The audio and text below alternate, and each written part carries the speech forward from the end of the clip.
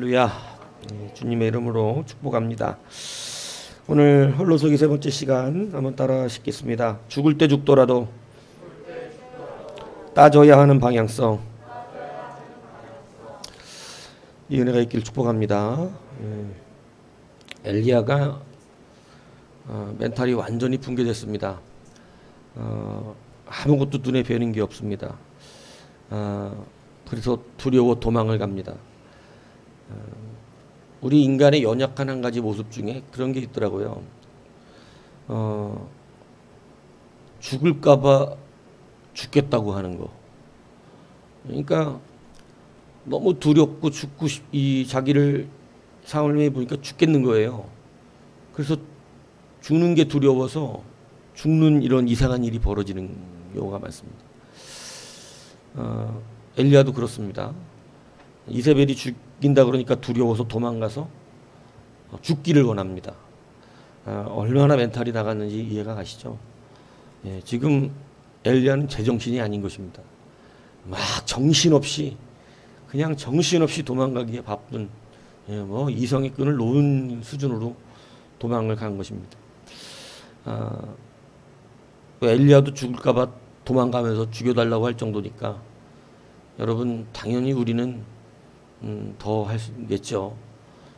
그런데 그래서 엘리야도 우리와 똑같은 성정의 사람이라고 말하는 겁니다. 다르지는 않습니다. 똑같이 두려움을 가지고 있다 이 얘기를 하는 것이죠. 그런데 우리가 붙드는 건 뭐냐면 그 똑같은 가운데 다름입니다. 뭐가 그 똑같은 사람들인데 뭐가 굳이 좀 다를까? 여러분 성공하는 사람, 실패하는 사람 결국은 작은 것 한 끗 차이거든요. 예. 그 한 끗 차이 못 바꿔서 결국은 그대로인 사람이 있고요. 그 한 끗 차이 바꿔가지고 바뀌는 사람이 있는 것입니다. 여러분 이것의 차이가 무엇이냐? 오늘 엘리야를 통해서 우리가 보는 것은 뭐냐면 방향성입니다. 여러분 죽겠다고 도망가는 것인데 이게 어디로 도망가냐? 이게 너무나 중요한 사실이라는 것이죠. 엘리야는 멘탈이 나가고 원망스럽기도 하고 분노가 일어나고 두려워서 도망을 가는데 그 방향성이 바로 하나님이에요. 여러분 도망가는 것도 누구에게 도망가고 있는 거예요? 하나님이다. 하나님. 여러분 우리가 이 살면서 낙담이 오고 뭔가 시험에 들만도 하고 예를 들어서 괴로운 일이 없을 수 없습니다. 살다 보면 참 원치 않는 일이 일어나기도 해요. 그런데 여러분 그렇게 멘탈이 나갈 만한 일들을 우리의 삶에 경험했을 때 여러분 우리가 반드시 죽겠다고 달려드는 순간에도 여러분 정말 죽으려고 하는 그 순간에도 여러분 한 가지 분명히 따져야 되는 게 있다는 것이죠.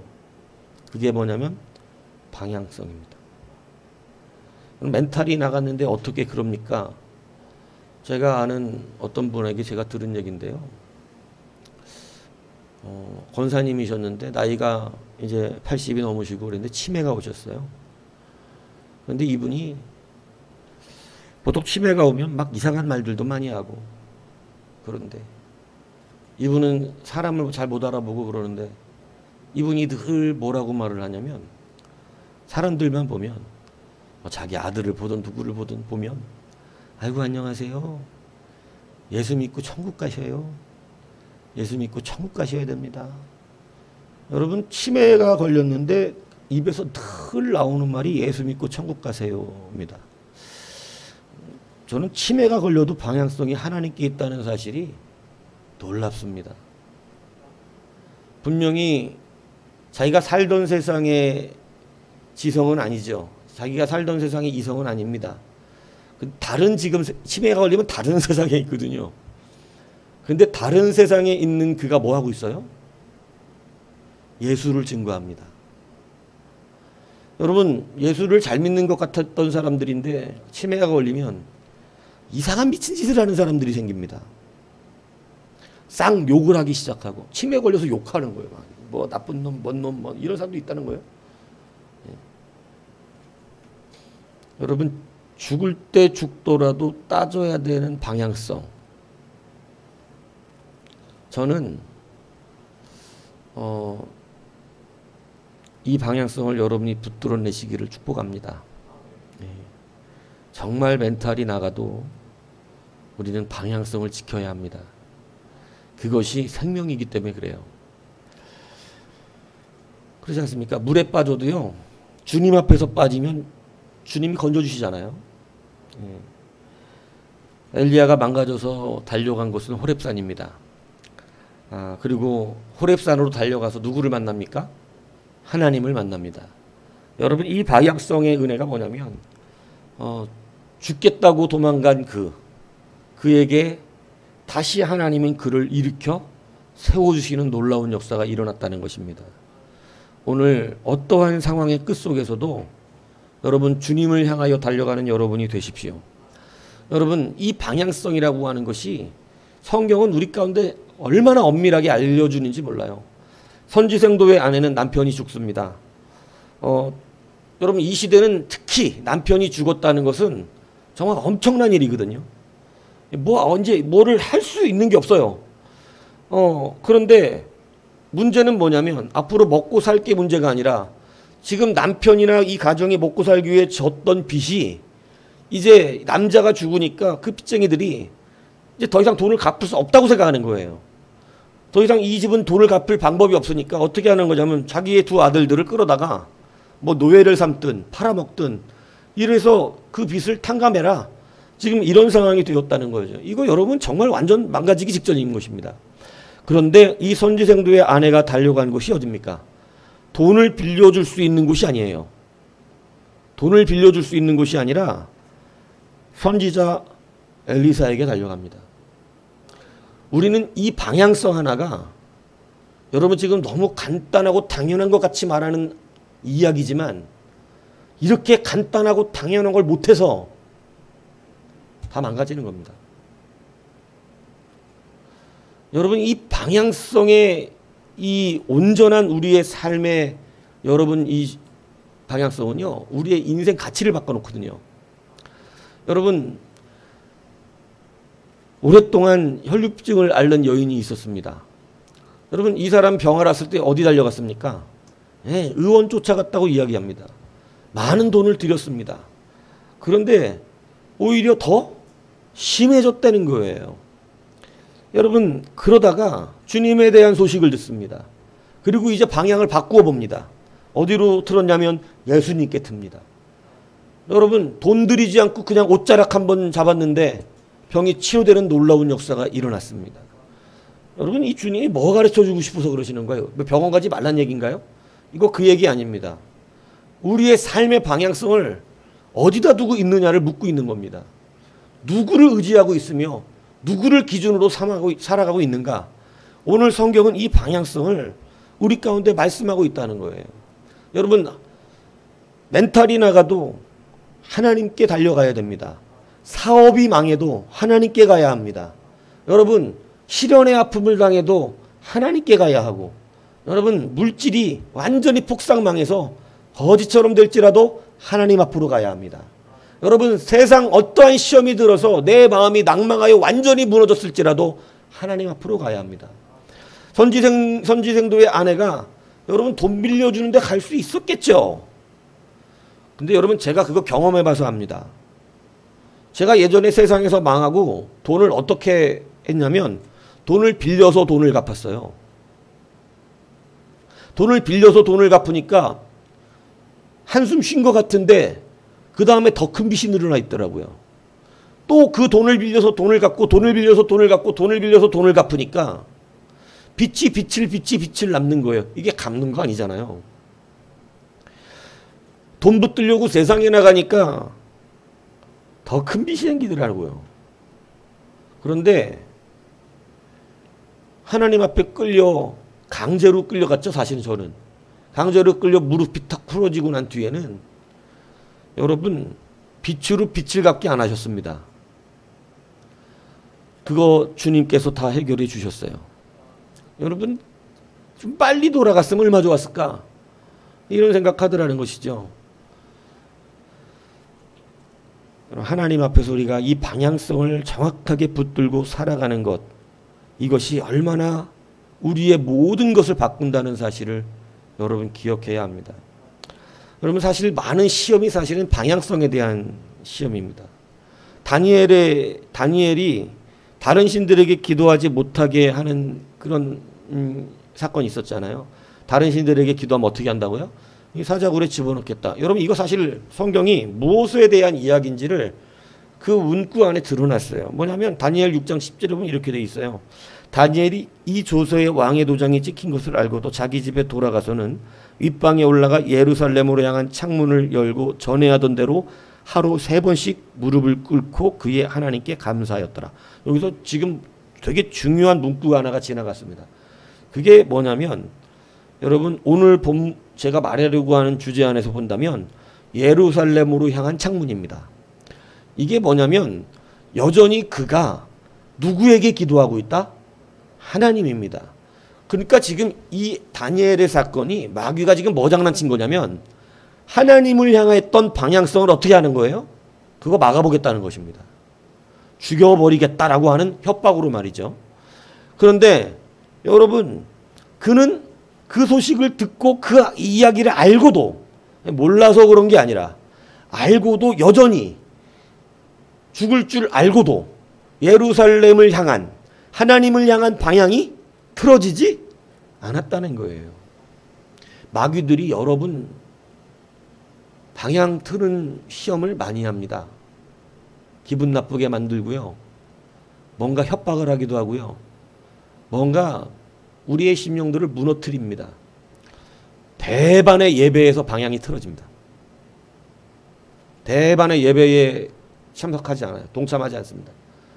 예. 방향이 마귀를 향해 들려가요. 웃기는 거 아닙니까? 여러분 이 방향성 틀어지는 것이 얼마나 우리의 인생을 무너지게 하는지 아십니까?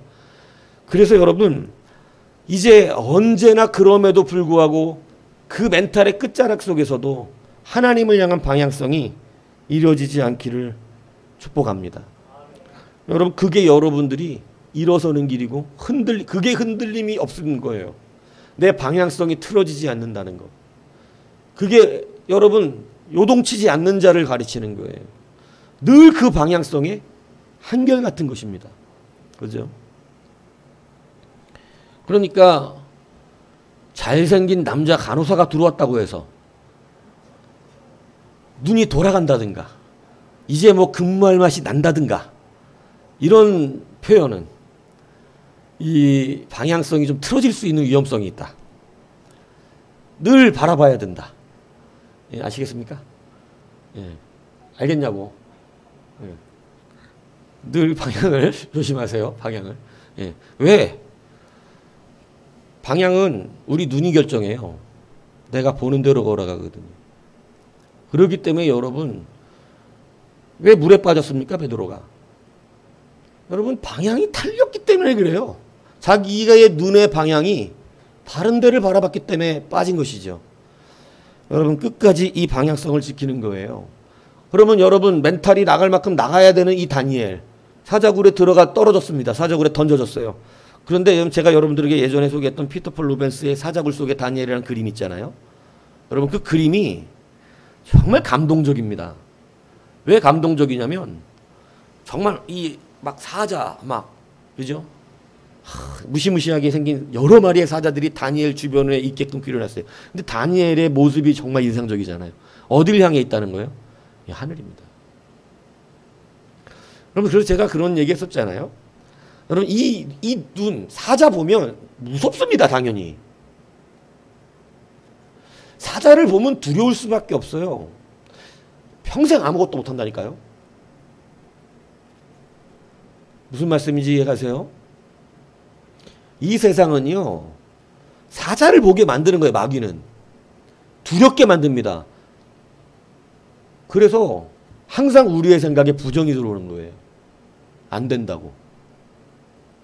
근데 우리의 방향이 왜 중요하냐면 하나님을 바라보면 여러분 두려움이 사라지는 것이에요. 사자를 안 보거든요. 하나님 보고 있거든요. 그래서 여러분 무엇도 해내는 것입니다. 근데 아직 우리의 믿음이 연약하기 때문에 하나님을 안 봐요. 우리는 늘 내 주변에 있는 수많은 뭐를 보냐면 사자들을 보고 두려워하는 것입니다. 그래서 안 되는 게 너무 많아요. 제가 그래서 이 사자 한 마리 한 마리 이름 붙여줬잖아요. 물질의 사자, 두려움의 사자, 그죠? 이 수많은 사자들을, 그죠? 막 가난의 사자, 뭐 많잖아요. 막 못 배운 사자, 뭐 맨날 그런 못 배워서 안 돼요, 돈 없어서 안 돼요, 가난해서 안 돼요, 뭐해서 안 돼요, 뭐해서 안 돼요, 그죠? 나는 이래서 안 돼요, 저래서 안 돼요. 맨날 사자만 바라보는 거예요. 그리고 바라볼 수 있는 데는 한 군데밖에 없어서 우리가 잘 못 바라보는 것입니다. 근데 세상은 다 바라볼 곳인데 다 낭만적이죠. 근데 여러분 유일하게 하나님만 여러분 바라보는 것. 그래서 그 길이 좁다는 거예요. 근데 다니엘은 사자굴 속에서도 하나님을 바라보고 있더라는 것이죠. 여러분 하나님께서 그의 천사들을 보내사 사자들의 입을 봉하셨다. 성경은 이렇게 기록합니다. 여러분 지금 살고 죽는 게 이 방향성 하나 때문에 바뀌어진 것이라는 것이죠. 성경은 계속해서 이것을 우리 가운데 알려주고 있어요. 우리가 어디를 향하여 이 방향성을 틀고 있느냐. 이것이 여러분 굉장히 우리의 삶 가운데 중요하다는 사실을 잊지 아니하시기를 바랍니다.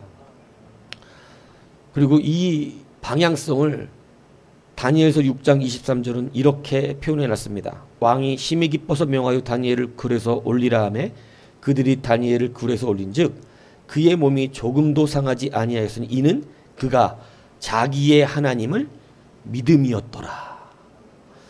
제가 성경에서 자기의 하나님, 나의 하나님 이렇게 붙는 문구들을 조금 연구를 해보니까 다 하나님을 믿는다고 그러는데 나의 하나님, 자기의 하나님 이렇게 붙는 사람들의 특징이 있더라고요.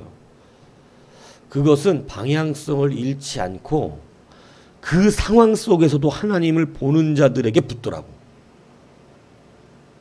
근데 하나님은 믿는다고 하는데 막 뭐가 오면 두려워하고 뭐 이러면 참 같은 하나님의 소식을 붙여둬도 여러분 어떤 게 기쁘겠어요?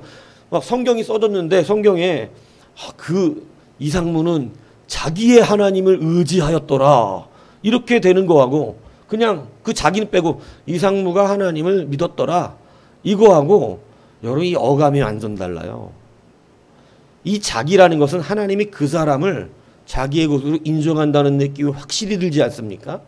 근데 이것의 특징이 뭐냐면요. 사자굴에 들어가든 풀무불에 들어가든 어디에서 있든 하나님을 의지하는 방향성이 틀어지지 않는 사람들에게 이 말이 붙더라고. 확실히 자기 하나님이 맞다는 거예요. 그런데 여러분 너의 하나님 같이 믿는 사람들 되게 많다는 것이죠. 왜냐하면 어려울 땐 날 안 도와주고 큰 일에는 하나님을 생각도 하지 않습니다. 자기 주머니만 생각하지. 도울 사람이 있나 없나만 생각하지. 여러분 그렇기 때문에 여러분 우리의 방향성이 지금 얼마나 정직한가를 돌아보셔야 한다는 거예요. 엘리야가 여러분이 멘탈이 나간 상태에서도 누구를 향해 달려가더라? 하나님을 향해 달려가더라. 작은 게 아닙니다. 여러분 이게 쉬운 게 아니에요. 오늘 어떠한 상태에서도 자기의 하나님을 믿으십시오. 이 참 말이 무섭다니까요. 그래서 자기의 하나님이 누구냐가 드러나는 거예요. 다니엘의 하나님은 사자굴에서도 건지시는 하나님. 사드락 메상 아벳느고의 하나님은 풀무불에서도 건지시는 하나님. 여러분 말씀을 듣잖아요. 믿음을 키우세요. 믿음 키우라고 주는 말씀이잖아요. 그죠? 근데 자기의 하나님이 틀어진 하나님은요. 말씀을 들으면 믿음을 키울 생각을 안 하고 그냥 불쾌한다니까. 여러분 믿음 그러니까 말씀에 도전을 받을래야 받을 수가 없어. 도전 받으라고 주는 말씀도 불쾌하고 그죠? 살으라고 주는 말씀도 열받고 그죠? 잘 되라고 하는 말씀도 기분 나쁘면 그 사람은 어떤 말씀을 들어야 됩니까? 제가 볼 때는 우상을 만들어서 하나님을 섬기면 됩니다. 그러면 편안하게 예수 믿습니다. 예수님이라고 이마에다 써놓고 나무 하나 깎아가지고 그리고 그 믿으면 돼요. 제일 편한 거죠.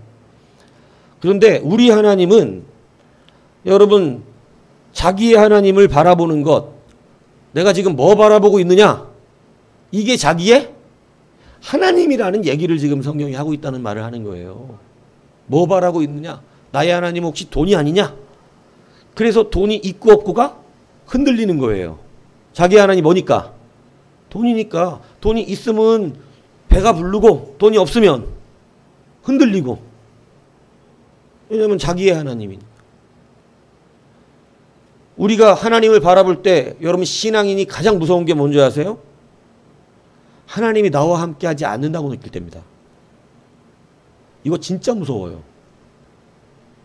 어느 날 믿음을 계속 갖고 살다가 하나님이 지금 나와 함께 하지 않는 것 같아. 이런 느낌이 들었을 때 성도는 이게 정말 두렵습니다. 제일 두려운 거예요. 근데 희한하잖아요. 그거 잘 두려워하지 않고 제일 우리가 두려워하는 것은 아프거나 돈 없거나. 아프거나 돈 없는 게 제일 두려워. 아직 방향성을 정확하게 바라보셔야 돼요.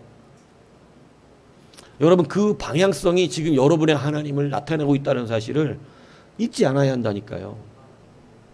그래서 죽을 때 죽더라도 방향성 잘 체크하셔야 된다니까.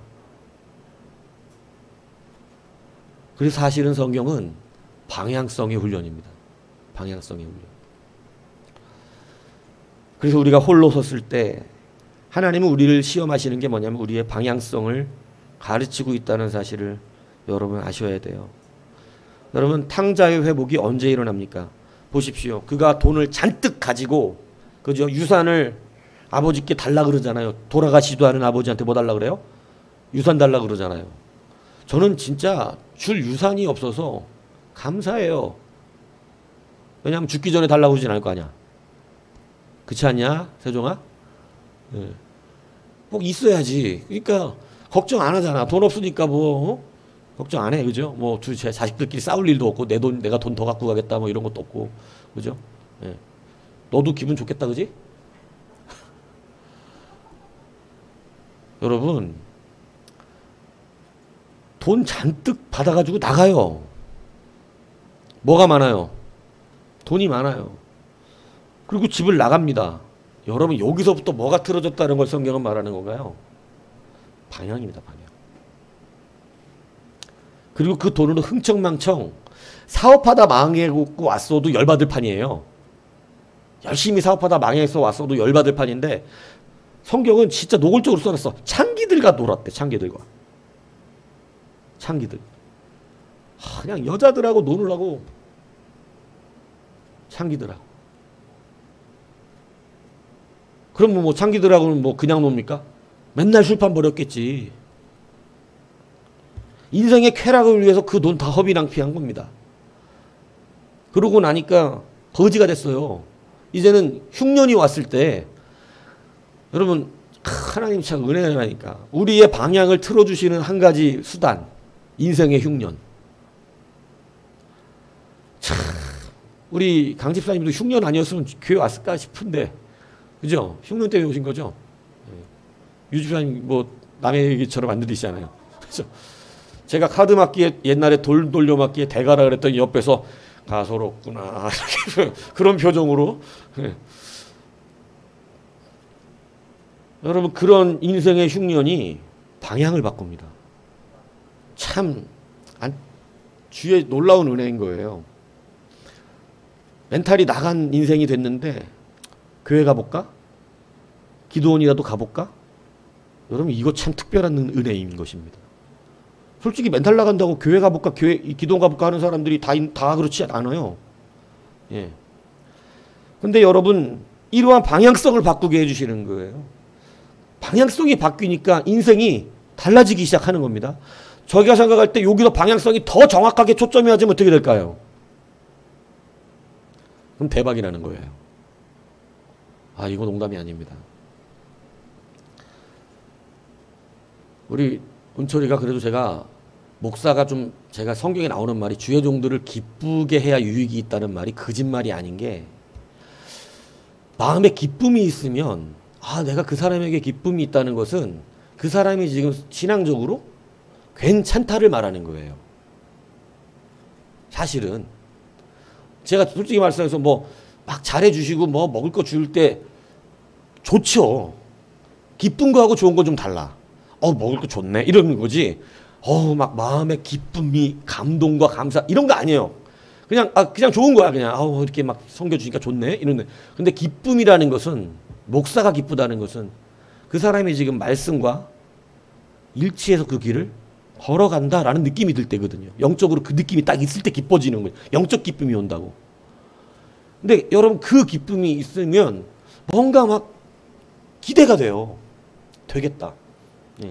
방향성이 맞고 있다는 뜻입니다. 여러분 방향성이 맞으면요. 근데 요거를 맡기겠대. 그냥 지점장으로 잘하면 한 2달 보고, 그리고 그 월급도 너무 좁게 주는 거서 미안하다고 2달 일하는 거 보고 잘하면 월급 더 올려주겠다는 거예요. 월급 더 올려주면 4천 되는 거 아니야. 근데 지금 그 회사가 주식회사예요. 나 참네. 4대 보험 다 해주고요. 그리고 여러분 여기 능곡에 큰 공장이 있어요. 지금 저기 창고가. 그래서 지금 어제 수원 가서 일하고 오고 재밌었대요. 서 있는 게 다리는 좀 아프지만 재밌고, 그 배달 안 나가니까 안 힘든 거예요. 원래 배달이 힘들거든요, 이 과일 장사. 근데 여러분 그 재밌고 사람, 그리고 가격 책정하는 즐거움, 참회, 왜? 떨이 해야 되잖아. 이거 얼마에 팔아야 팔리나. 여러분 이게 굉장히 중요한 실력이라고 제가 말씀드려요. 그냥 매장에서 정찰제 옷을 파는 사람은 그냥 매장 직원이에요. 근데 세계를 움직이는 사람은요, 물건에다가 이 가치를 어떻게 부여할 수 있냐, 이건 굉장한 거거든요. 그게 제가 왜 과일 가게를 자꾸 좋아하냐면, 과일 가게는요, 이거 그날 제대로 팔지 않으면 그 다음날 못 팔을 수도 있어요. 썩어가지고. 그날 가치를 확실하게 부여시켜야 됩니다. 이 가치 부여하는 능력은요, 큰 기업을 이루는 CEO들이 하는 일이에요. 그런데 거기서부터 시작이잖아. 근데 얼마나 어려운 일이냐면, 옷은 몇 달 있어도 괜찮아. 옷은 그냥 옛날 디자인이 될 뿐이지 기간이 길다. 근데 과일은 아니에요. 단순간에 내가 해결했어야 돼요. 굉장한 실력이 듭니다. 모든 것들을 가치 부여할 수 있는 능력이 생기거든요. 그래서 내가 일하는 거거든요. 근데 여러분 너무 괜찮은 게, 거기 지금 부장님이 또 자기 상급자가 예수 믿는 사람이에요. 근데 여러분 또 자기 너무나 그 식구들 다니면서 봉사 잘하고, 그 자기 큰 딸내미가 피아노 치고 막 이렇게 하시는데, 여러분 과일 가게 가가지고 둘이 신앙 얘기하면서 차 타고 수원까지 간 거예요. 그지? 이거 할렐루야입니다. 저는 막 내가 예전에 그 유장로님 만났던 때가 갑자기 기억이 나더라고. 그냥 직장 들어가면 예수 믿는 거 이런 거 거의 얘기 안 해요. 그냥 직장 일 얘기하는 건데, 신앙 얘기하고 서로 막 하나님과 동행해야 된다 막 이런 얘기하고 막 그러더래. 은철이 뭐 하나님이 잘 동행하시니까 걱정하지 마. 한두 번 들었냐? 너무 기쁘더라고요. 직장 상사가 예수 믿는 분이지. 그리고 막 월급도 막 괜찮지. 거기다가 또 요거 잘하면 이거 아예 그냥 이거 이쪽 지점을 맡기겠다 그러지. 또 더 잘하면 월급도 두 달 만에 다시 올려주겠다. 근데 저는 관리직으로 가게 될 가능성도 없다. 왜냐하면 계속 그게 넓어지는데 그분 혼자서 지금 모든 데를 관리하는데 지금 그거 너무 힘들죠. 그러면 이제 관리직으로 올라가는 거예요. 와, 많이 배울 수 있겠다. 참 감사하더라고요. 확 느낌이 달라. 예, 너무 좋은 것 같아요. 그죠? 여러분 방향성이라는 것은요, 이렇게 은혜가 있는 거예요. 사람의 생각에는 그렇지 않죠. 우리 생각은 늘 만족스러움이 없을 수 있어요. 그러나 방향성이 맞으면 완전히 달라요. 그런데 이 방향성 맞추는 게, 이것만 맞으면 되는 거거든요. 근데 이거 맞추는 게 우리가 왜 보이는 게 너무 많아요. 방향을 틀 게 너무 많아 세상에. 왜 제가 목사한테 물어보라 그러는 줄 압니까? 목사가 다 알아서 그럴까요? 목사가 막 신통방통해 갖고 그래요? 절대 그렇지 않습니다. 하나님이 그걸 보기 때문에 그렇습니다. 하나님이 목사한테 의뢰하는 것을 누구한테 의뢰하는 것으로 받으시기 때문에 그래요? 자기에게 의뢰하는 걸로 받아요. 교회는 질서를 떠나서 절대 역사되지 않습니다. 그래서 그걸 겸손으로 알아요. 하나님은. 목사님한테 목사님 이렇게 할까요? 이렇게 물어봤을 때 목사가 어떻게 알아? 내가 다 아는 것도 아니고 뭐 내가 세상 원리를 아는 것도 아니고 제가 무슨 경제학 저기도 아니고 경제학 박사들도 몰라. 경제학 박사들도 구멍가게도 망하잖아. 자기는 박사인데. 근데 문제는 하나님은 방향성 때문에 일해 주시기 때문에 그렇다는 거예요. 성경은 이 말을 무지막지하게 많이 써놨습니다.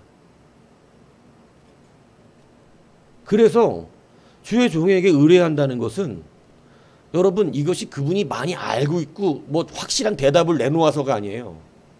지금 내가 분명히 누구에게 방향을 두고 있다는 거예요. 자기 혼자 기도하면 자기가 원하는 대로 해. 응답 받냐고. 여러분 기도해서 내가 뭐 할까요? 했을 때 응답 받아봤어요? 여러분 되게 드뭅니다. 내가 뭐 할까요? 물어봐서 응답 시원하게 받아본 적 있습니까?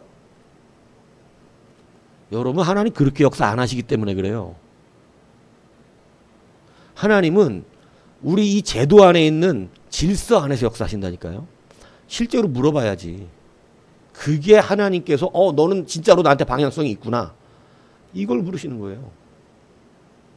그래서 여러분 이게 굉장히 중요합니다. 목사가 한번 관심 가져주고 말하는 것 때문에 결과가 바뀌기도 해요. 이게 내가 하는 게 아니라니까. 왜냐하면 그걸 하나님이 보여주시고 싶으신 거예요. 확실하게 하나님 앞에 티내라. 내 방향성이 하나님께 있다라고 하는 것을. 목사를 신격화시키는 게 아닙니다. 저는 아무것도 아니라니까요. 그런데 교회가 질서가 그렇게 잡혔어. 목사가 하나님의 말씀을 대언해. 그러니까 여러분 하나님께서 그걸 보고 계시는 거예요. 그 방향성이 그래서 중요하다니까요. 여러분 그 방향성 들어갈 때 목사가 마음에 기쁨이 있으면요. 여러분 기도의 지원이 영적 권세가 달라집니다. 누구의 가는 길을 기도해 주면요. 영적인 막힘이 있는 사람이 있고. 왜냐하면 그게 방향성이 틀리다는 뜻이야. 예찬아. 그냥 불러봤어요. 떨어져가지고. 그러니까 내가 하는 얘기인 거예요. 왜냐하면 이게 안 될 게 아니야 사실은. 근데 내가 늘 얘기하고 있잖아. 목사가 늘 얘기하잖아.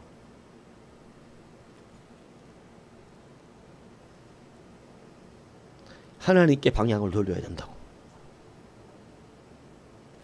근데 그 어려운 건 다 해놓고 세상 어려운 건 했거든요. 얘가 서울시정학교 들어가는 게 이게 보통 일이었습니까? 이건 진짜 불가능한 일이었잖아요. 근데 불가능한 일은 그때 당시 하나님에 향한 방향성이 있으니까 되고, 우리는 우리 교회 안에서 산증률을 가지고 서로 얘기합시다. 예?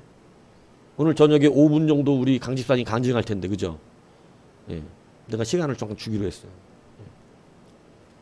50분이었는데요. 5분만 하세요. 여러분, 그런데 그러한 방향성이 다르니까 돼야 될 쉬운 것들은 오히려 안 돼요.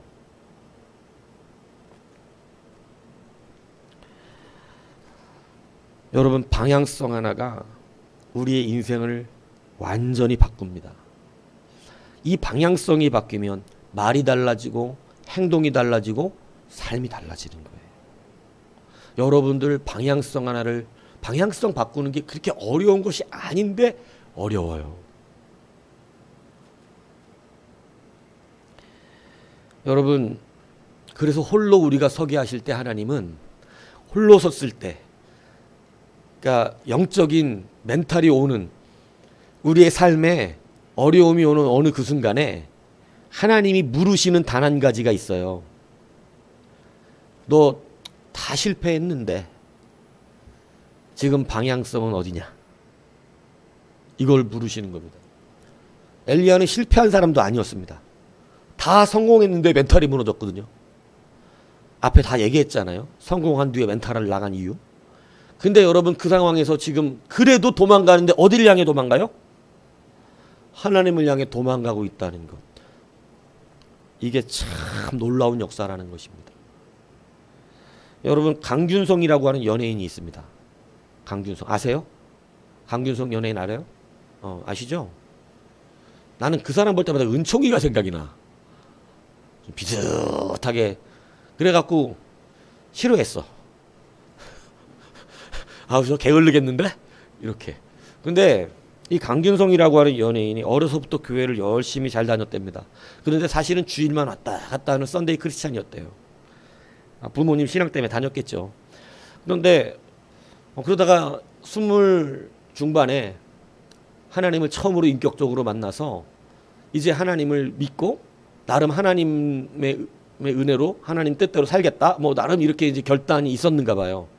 그러고 나서 뭐 중학교 때부터 가수가 꿈이어가지고 계속 그쪽으로 했는데 그 러브라고 하는 여성 그룹이 있나 봐요. 저는 잘 모르는데 예. 러브라는 여성 그룹이 있는 그런 어떤 소속사에 들어갔는데 거기서 잘 안 되니까 소속사를 2번이나 옮깁니다. 그러다가 그러니까 잘 안 되니까 자꾸 소속사 옮겨지는 거거든요. 근데 그러다가 여러분 우리나라에서 유명한 JYP 여기 오디션을 봤는데 합격을 한 거예요. 그래갖고 JYP에 들어간다는 건 성공 보장이잖아요. 그죠? 그러니까 JYP 들어가 얼마나 행복했는지 모른대요. 그 JYP 들어가서 활동을 해서 3집까지 앨범에 노을이라고 하는 그 그룹으로 잘 모르잖아요. 그죠? 예. 저도 노을 잘 몰라요.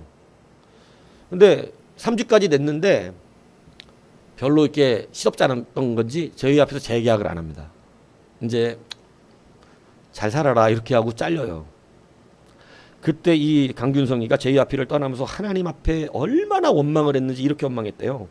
하나님 내가 크리스찬이고 하나님의 자녀라고 하셨는데 왜 이렇게 나를 잘되게 하지 않습니까? 나 잘되게 해주시면 하나님께 영광도 돌릴 것이고 하나님 위해서 더 살 텐데 왜 아버지는 나를 이렇게 힘들게 하시냐 그러면서 하나님을 엄청나게 원망했다는 거예요.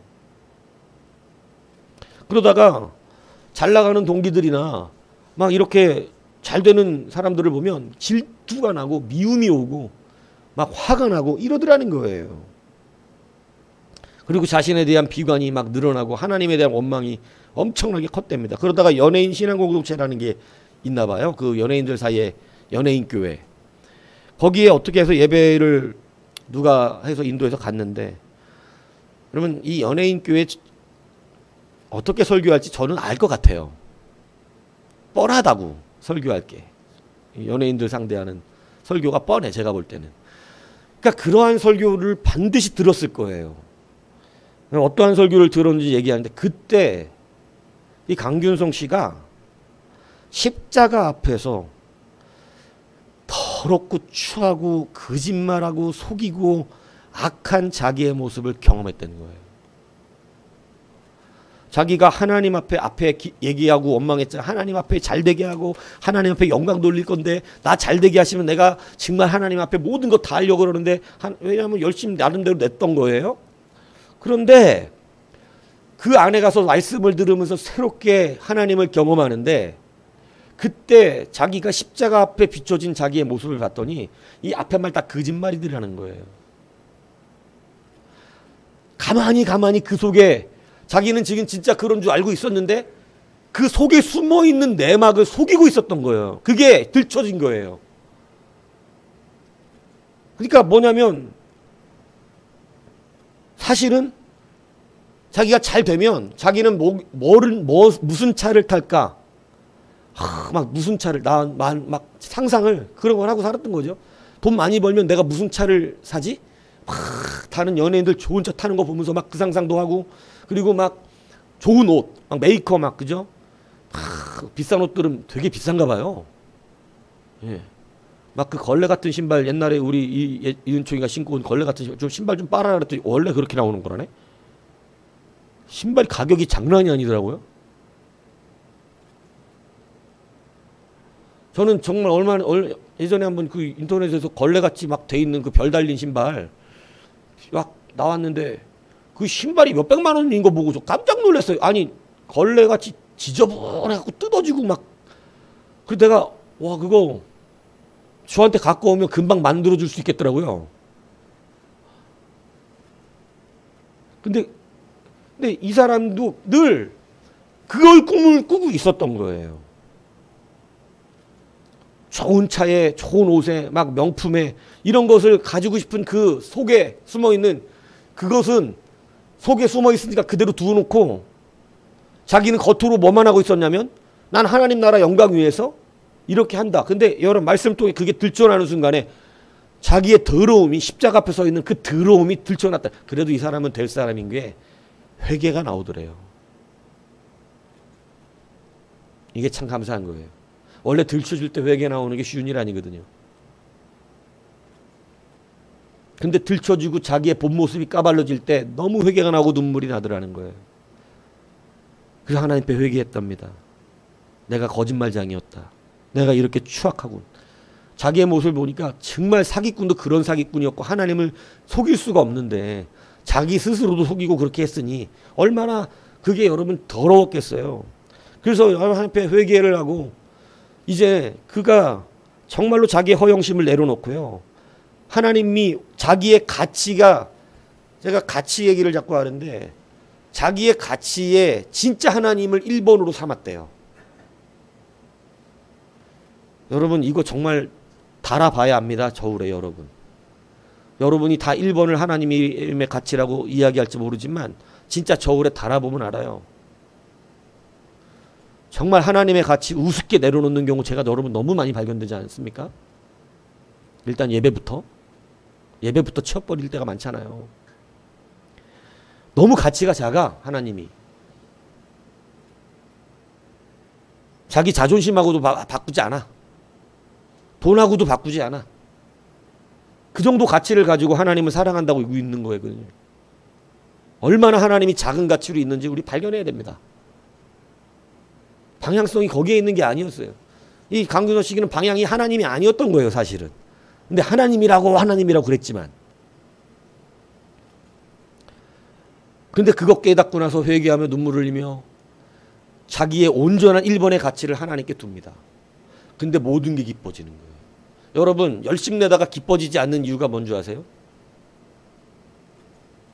더불어 하나님을 믿었기 때문에 그래요. 나를 잘되게 해주실 하나님과 더불어 믿었기 때문에. 나를 잘되게 해주실 하나님이라고 믿고 헌금도 했고 믿고 교회도 나왔고 믿고 지금 열심을 내고 열심히 예배도 했는데 안 되니까 이제 기쁨이 없어. 이거는 속였던 겁니다. 왜냐하면 하나님을 진실로 하나님께 가치가 있었다면 어떻게 예배가 안 기뻐? 하나님께 가치를 놓는데 어떻게 예배를 안 해? 어떻게 그것이 내 마음에 틀어지겠어요? 가치, 방향성, 내 주변에 있는 수많은 사자들을 바라본 거예요. 그러니까 내 방향성이 다른 데 있으니까 여러분 예배에 기쁨이 없는 것입니다. 여러분 말씀도요. 누가 듣느냐에서 똑같은 말씀도 달라지는 게 있어요. 왜 달라지는 줄 아세요? 이 말씀의 신비를 기뻐하는 자는 말씀 듣는 게 달라요. 말씀의 비밀을 알고 싶어하는 사람들. 와 이거 그거구나. 와 그거구나. 그래서 듣고 싶어해요. 그래서 귀찮게 하는 목사님도 계세요. 왜냐하면 그거 막 빼가려고 막 신비를. 근데 여러분 여기에 관심이 없잖아요. 그러면 설교 시간이 그냥 빨리 지나가야 되는 시간이에요. 하나님의 나라의 깊이와 신앙의 그 숨은 것들을 발견하고 싶어하는 거기에 방향성을 두고 있는 사람이 아니면 설교 시간은 빨리 지나가야 되는 시간입니다. 나랑 관계없는 얘기들이에요 다. 그렇기 때문에 즐거움이 없어지는 거예요. 방향성이 신앙의 즐거움도 찾아주는 것입니다. 그래서 세속적인 성공을 위해서 여러분 달려갔던 강균성이가, 저는 노후를 모르는데 강균성은 알아요. 이게 왜 그런 줄 아세요? 자기가 속이면서 잘 되려고 했던 시절이 노을이야. 근데 이제 하나님을 제일 가치로 두고 났을 때 강균성이라는 개인의 이름이 뜨기 시작했어요. 그래서 제가 노을이란 그룹은 전혀 알 수가 없어. 근데 강균성은 저도 알아요. 강균성. 저도 연예인들 잘 모르는데 강균성은 저도 알아. 예. 왜냐면 은총이처럼 생겨갖고 내가 더 잘하는 것. 비슷해. 눈매도 비슷하고. 은총이가 조금 더 잘생겼죠. 예. 근데 여러분 하나님 앞에 가치를 두고 방향성을 두고 자기의 차, 집, 뭐 이런 게 아니라 이제 하나님 앞에 그 가치를 완전히 둘러서 그가 그렇게 얘기를 해요. 이제 모든 썩어질 가치를 두고 나의 최고의 가치를 주님으로 고백합니다. 그러니까 여러분 이제 사실 속고 있던 방향성이죠. 더불어 믿고 있다거나 아니면 많은 사자들을 바라보면서 여러분 온전히 하늘을 바라본 게 아니었던 거예요. 근데 그런 상황을 스스로 속이면서 나 잘되게 하면 하나님한테 잘되게 할 건데 여러분 제가 늘 말하지만 이것처럼 초보적인 고백이 없다니까. 세상 자기가 잘 되는데 하나님이 잘 된다고요? 그럴 일은 없습니다. 하나님이 우리 때문에 잘 되고 안 되고 그러실 일은 없어요. 하나님은 언제나 그 위치에 계세요. 하나님 때문에 우리가 잘 되면 잘 되는 거지. 여러분 이 방향성이 변화되면 분명히 인생이 바뀝니다. 아브라함이 여러분 방향이 하나님께 있으니까 이 땅에서 생각과 삶의 패턴이 달라졌어요. 제가 우리 유 집사님이 맛있는 거 사준다고 그래서 내 차 끌고 와라 나보고 운전해라 이래서 갔었잖아요. 그래갖고 가서 맛있는 거 먹고 제가 얘기하는데 유장로님 얘기했어요.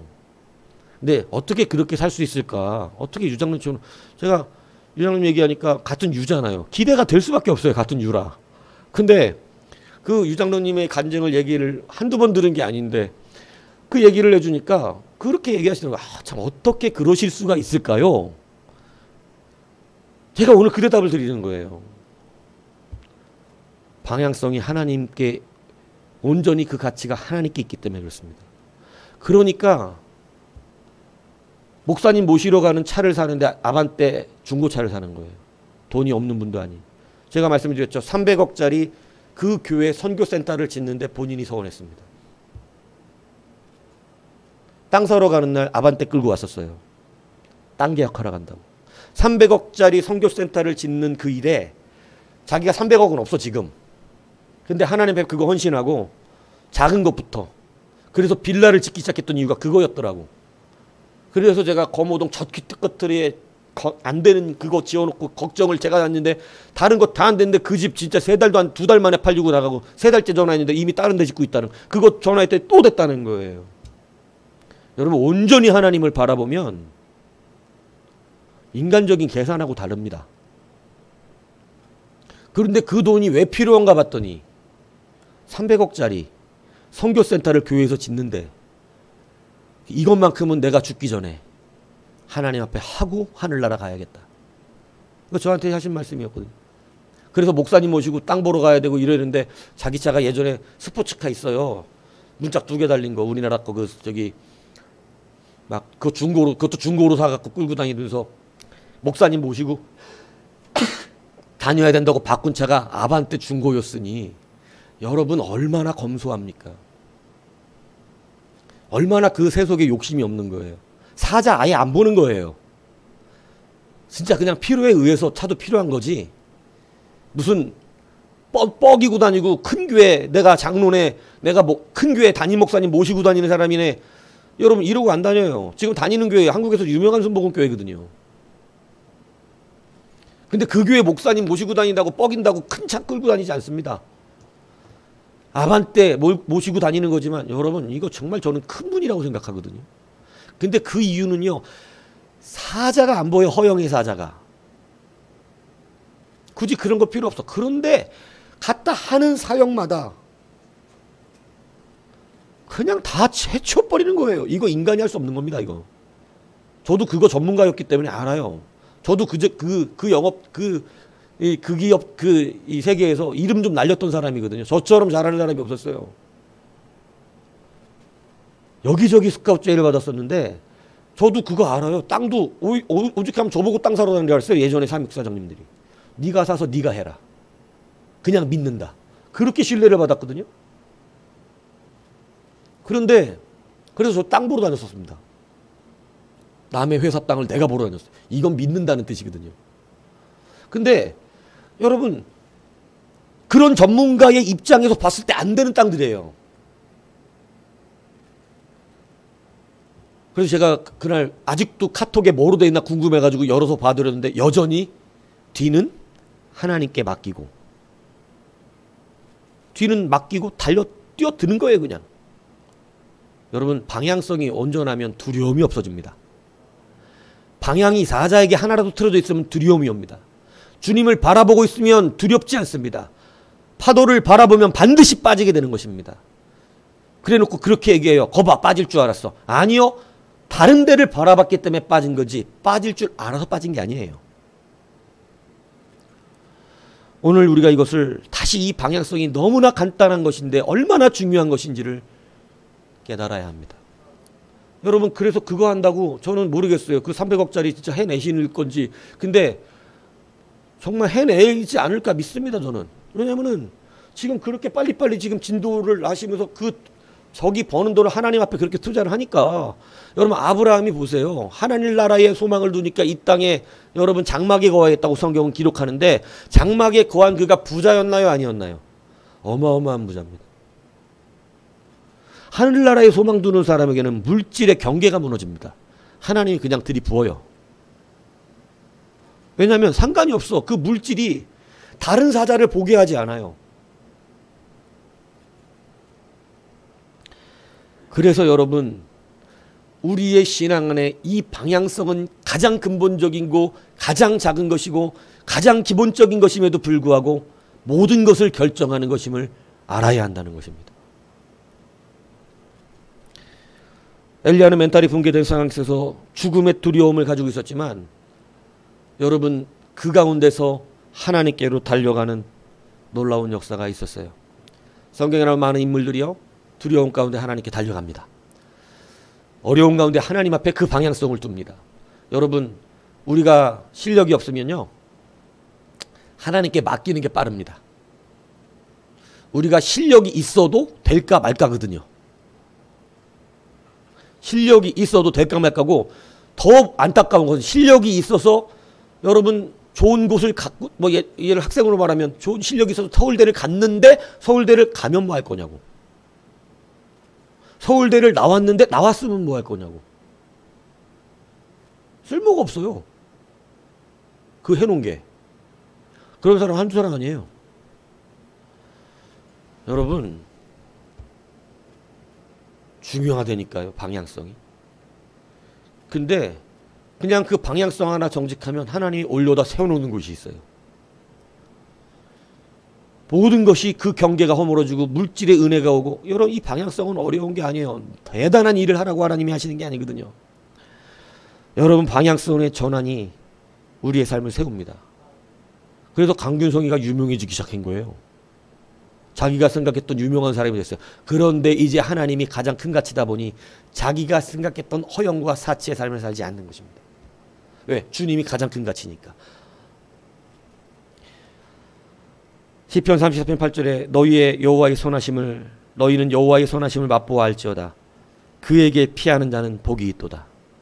여호와께서는 그의 종들의 영혼을 속량하시니 그에게 피하는 자는 다 벌을 받지 아니하리로다. 여호와는 선하시며 환난 날에 산성이시라. 그는 자기에게 피하는 자들을 아시느니라. 자기에게 그 방향성을 돌려 글리 피하는 자는 죄를 지었는데 벌을 받지 아니하고, 그죠? 그가 여러 가지의 무너짐이 있었지만 하나님의 선하심을 맛보게 되고 그가 그의 산성이 되어주시는 놀라운 역사가 일어난다고. 이런 말이 성경에요. 너무 많아서 그냥 제가 3개만 뽑아온 거예요. 하나님께로 방향을 트는 자. 그래서 주님은 너는 내게 돌아오라 이렇게 명령하시거든요. 하나님께로 돌아오면 그 방향이 하나님께 있다면 여러분 하나님이 선을 맛보아 알게 하신답니다. 나의 선이 얼마나 맛있는지를 보아 알게 하겠다. 여러분 우리는 못해요. 우리 지금으로는 할 수 없습니다. 그런데 하나님의 오른손이 한번 움직이시면 여러분 지팡이 하나 든 걸로도 홍해가 갈라지는 역사가 일어나는 거예요. 그래서 방향이 중요합니다. 다시 한번 방향을 잘 체크하세요. 이 방향을 저울에 잘 올려보세요. 내가 정말 하나님께 온전히 방향을 둔 것인지, 아니면 저울에 달아보니 하나님의 가치가 더 낮아서 떨어져 버린 건 아닌지, 이게 정말 우리의 인생에 중요합니다. 온전히 하나님을 향하여 방향성을 두십시오. 의미 없는 허영심에 하나님이 나에게 다 이유가 있어서 길들을 여시는 거예요. 저는 가다가 망하는 사람도 많이 봤습니다. 잘 가다가 넘어지는 사람도 많이 봤어요. 가는 길 끝까지 잘 가셔야 됩니다.